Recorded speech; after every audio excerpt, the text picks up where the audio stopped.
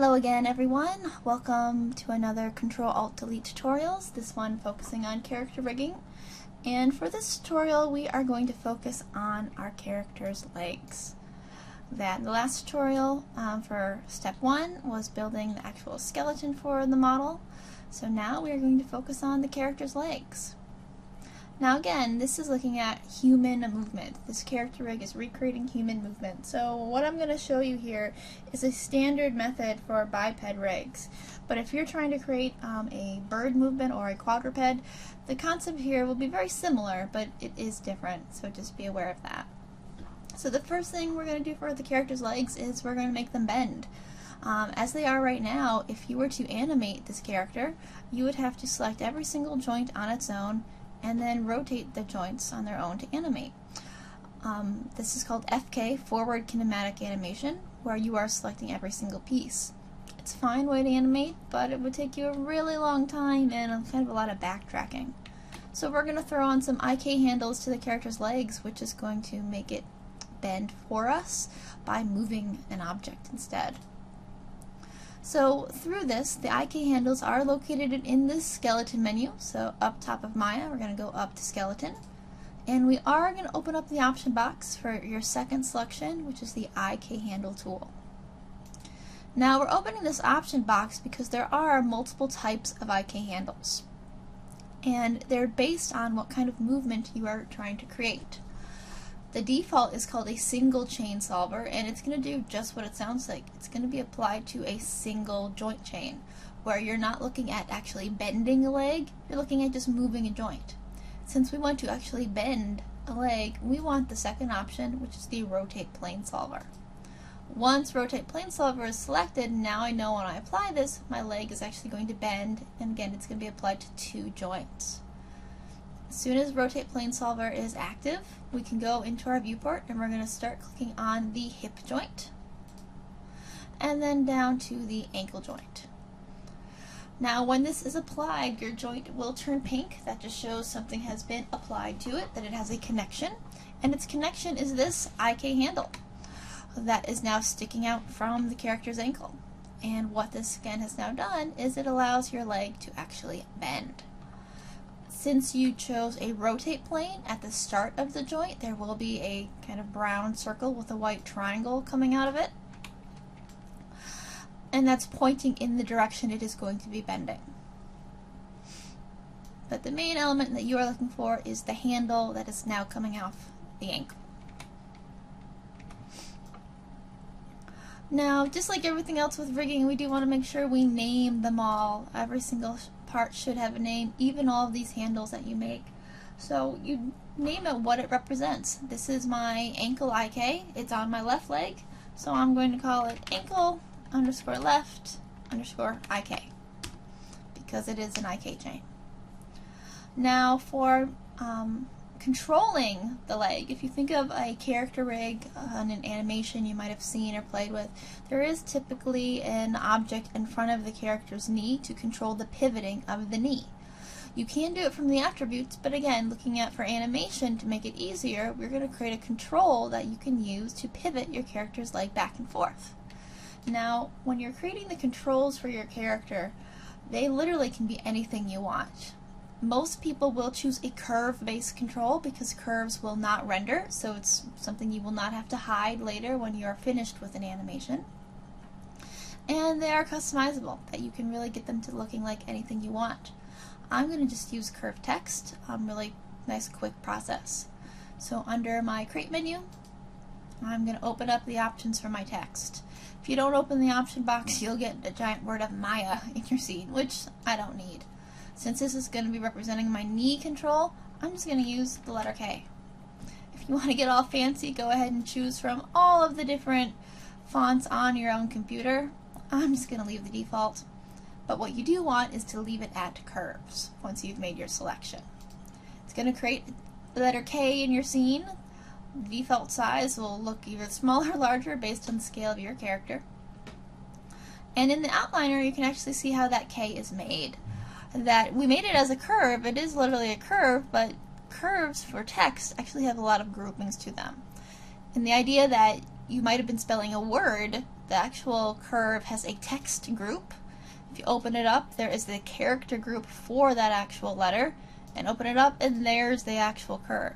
So we only want this curve. We don't want any of this other information.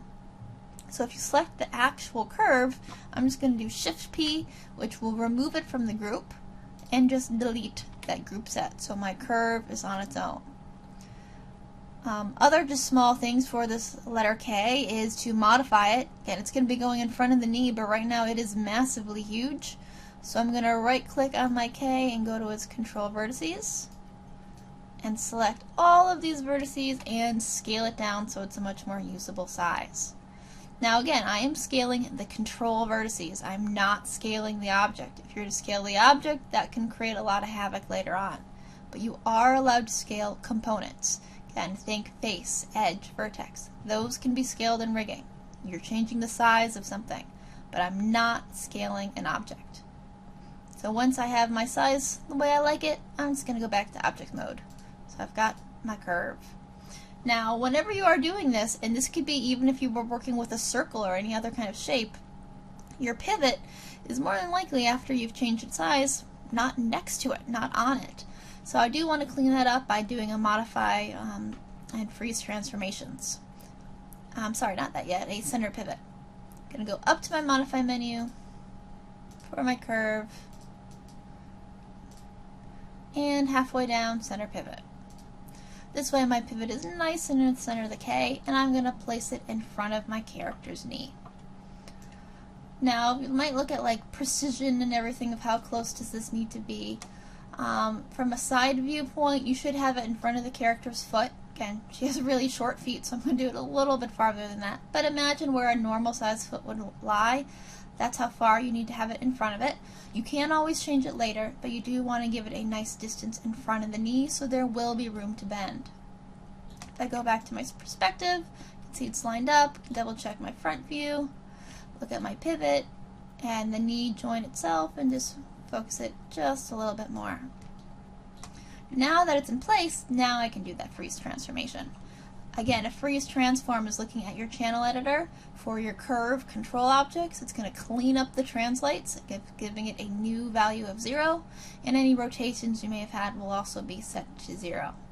So under modify, freeze transformations, and poof.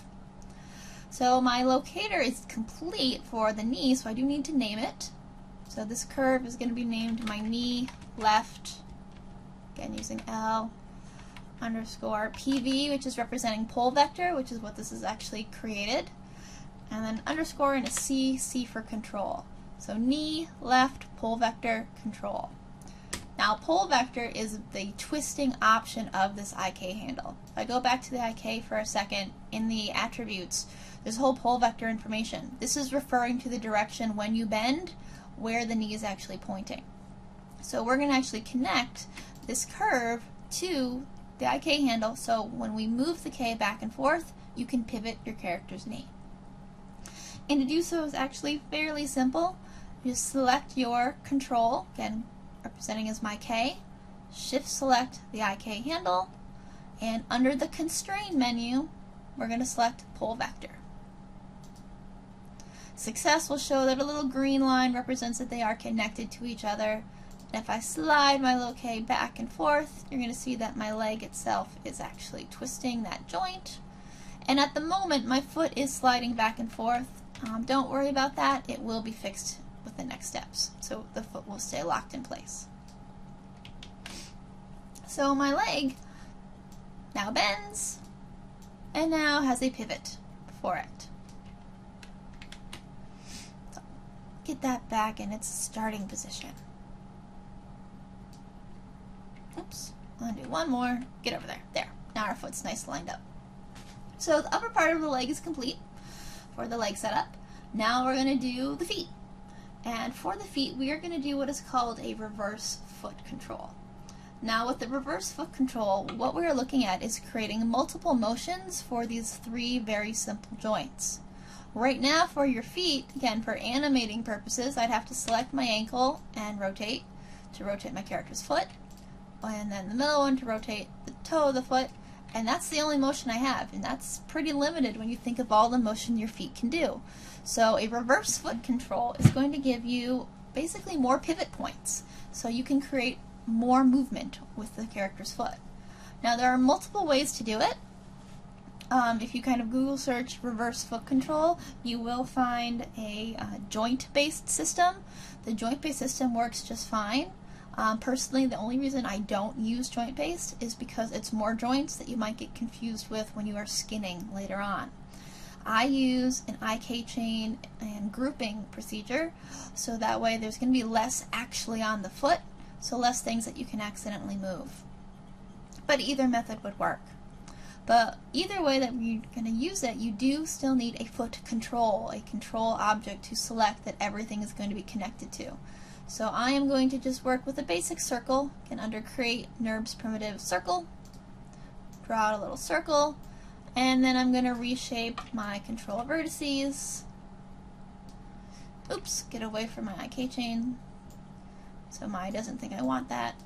But reshaping my control vertices so that way it looks something like a shoe footprint thing. Keep in mind that you are going to have two of them, again, a left side and a right side, so do find a way to make your left and right look different from each other, either playing with like an arc or something in the shoe. And if you want to be, simple, leave it as a circle, make it a square. It really doesn't matter. Size-wise, though, you do want this to be larger than your geometry, so it will be easy for your character to select for animating purposes. A little wider. And go back to object mode and place it under my foot. So now I'll have something nice and easy to grab for animating. Oops, CV got a little too high there. Bring those guys back down so they're nice and flat. It could be curved, but I want to keep them flat. Okay. So it's in place. We need to look at the pivot. Again, at the end, we're going to be using this control to move and raise and animate our feet with. So its pivot is very important. So I'm going to change its pivot, again, using insert on the keyboard. And holding down V for victory, I can snap my pivot to the ankle joint. So again, if I hold down V, you'll see the little icon in the pivot changes, and I can snap it up to the ankle joint, because that's where this control really needs to be from. And the reason being, when you're animating your feet, think of the basic rotation, you are rotating your foot from your ankle. So we want to have the pivot located up here. If you ever have a hard time when you're snapping these to the joints, turn the mesh off, and it should be much easier to snap to. So my control's in the right place, the pivot is correct, the attributes are a mess, so let's do quick freeze transformations and modify freeze transforms and rename it that this is my foot control, so I'm saying foot underscore left underscore C for control. Nice easy name. So this is going to be the top hierarchy of the foot control, that after all these little things we make, you're going to select this control to move it with. So my control is set. So now I need some more IK chains. So back to your skeleton menu, IK handle tool, and open the options. Because again, when we were doing the leg, we were bending, so we needed a rotate plane. For these on the feet, we are using them as really pivots. So they're not actually going to be bending. So instead of the rotate plane, we're going to set it to a single chain. Now, technically speaking, the rotate plane would work fine, but there'd just be more information calculating there that you don't need. So as a single chain solver, I'm going to apply this from the ankle joint to the ball joint, and then again from the ball to the toe. So I have two new IK chains. And then I'm just going to name them based off of their placement. That I have a ball left IK and a toe left IK. Now if you look at your outliner, as you're starting to make all of these parts, you're going to get a long list. We've got 3 IK chains, the toe, ball, and ankle. I've got a foot control, I've got a knee pivot up there, lots of different things. I got my whole joint system is up top. I've got lights just from my scene that I was using. But we need to clean this up, and we need to do some groupings to do this. And as we clean this up and group them, this is actually what creates the reverse foot control, because we're going to be using those groups as their actual pivots, and it can be some really cool stuff once you really apply with these. So the first grouping we're going to do is going to allow us to raise the heel of your character's foot. So I'm going to group the ball IK and the ankle IK together, and with my grouping is just Control G. And default, that pivot is placed at the origin of your scene. We can't use it there, it's not going to do any good for us there. So once you group the ball IK and the ankle IK, take that group's pivot using insert and snap it to the ball joint. And in the group, if you want to rename this, this is going to be your heel control. So using heel underscore L for left underscore C for control.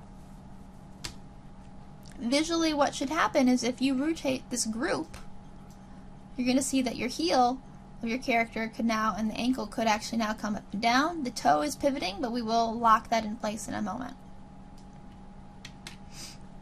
To control the toe IK, it's going to receive a group of just the IK on its own.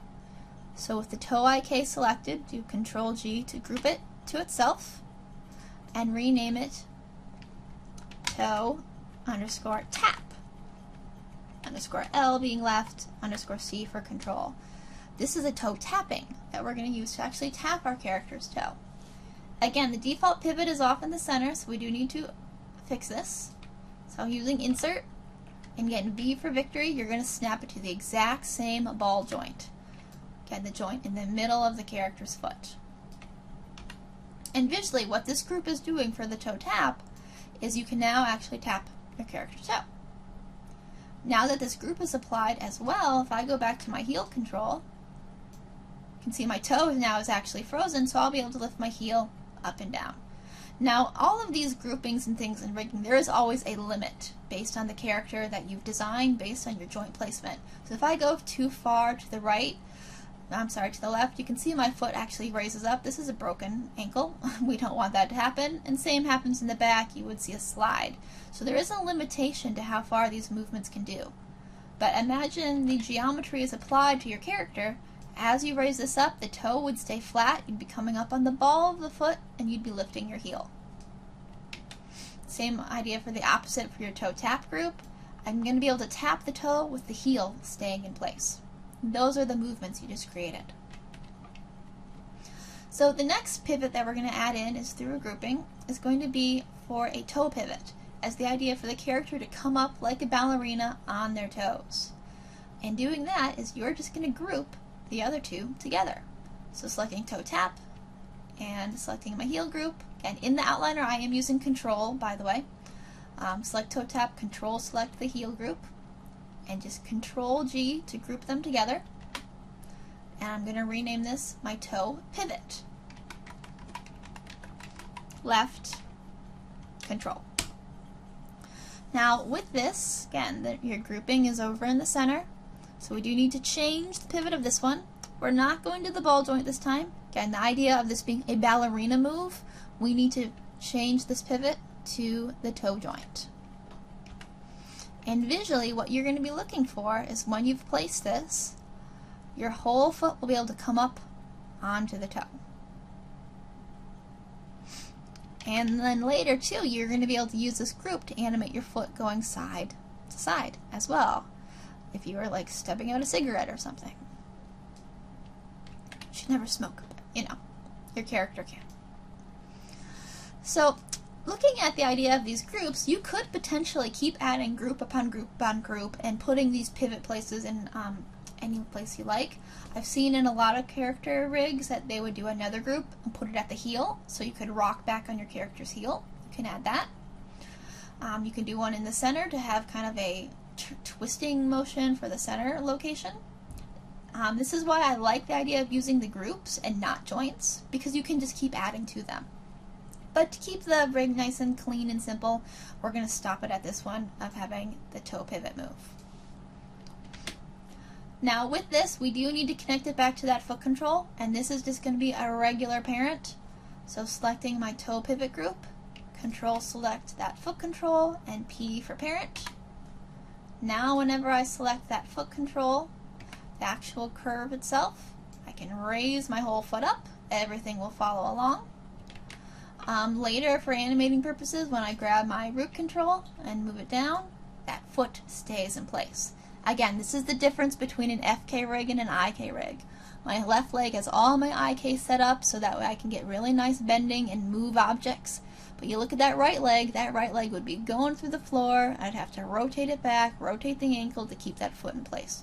A lot more work. IKs are very strongly used in character legs. Arms, another story. Arms can be a whole bunch of stuff. Lots of varieties there. But your legs, you're going to want an IK chain on. And looking at your K, your little floating knee control that's here, this also is preference, really, of where you want to put it. It can be left on its own, but then whenever your character is walking, you would have to move it in addition to make sure it always stays in front of the character leg. So a lot of people will just parent this to the foot control, so that way it will always stay with your character's leg. So that's what we'll do, just to keep it nice, clean, and organized. Selecting that K knee control, shift select the curve for your foot control, P for parent, and now whenever I move my character's foot control, that knee pivot will always stay with it. So again, imagine a walk cycle your characters are doing as they walk down that will always stay in front of their leg. Again, the reason being, if it's not in front, if you move it to back, you break your leg, you turn into a bird. We don't want that to happen. Stay in the front. If you look at the idea of the foot control as it is, it's kind of messy. There's like IK chains all over the place. We know there's a lot of hidden groups in there. So in terms of animating, it's not actually done. In another tutorial, I'm going to show you how to make custom attributes and do connections, so that way in your channel box on the right, whenever you select the foot control, you'll have your own custom attributes to lift your heel, to tap your toe, to do your ballerina moves, and any other controls that you want to add will be listed right here. So you're not going to try to find these IK chains and those little hidden groups. Everything will be located on your channel box on the right, and it'll be very easy to work with. But right now, it's complete. You're going to want to do obviously everything to your opposite leg as well to make sure that you have both legs working. But the reverse foot setup is there. Attributes will be added in an additional tutorial. So thank you for watching. Again, might have gone a little bit fast. It is a lot of grouping, so just kind of go back and look at it step by step. Again, just keep in mind it's 3 IK chains and then basically 3 groups. If I open up and expand my little hierarchy for it, the ball and ankle IK are together under the heel group. The toe IK is under the toe tap group. And then both of those were grouped together to the toe pivot and then parented to the foot. Again, the knee control is parented in as well. And the very last thing, you will see exclamation point for that pull vector constraint that connected the K to do the knee pivoting. But that's it. I mean, it's a lot of little things, but it's going to create some really amazing animation abilities. So thank you guys for watching. Again, if you have any questions or comments, please post them below. We'll do more rigging tutorials on setting up those custom attributes, on setting up more constraints and things for the character. There will be a tutorial on just the arms themselves, and then much later one on skinning. So thanks for watching. Please subscribe to Control-Alt-Delete tutorials to see those in the future when we create them. And good luck with your rigs!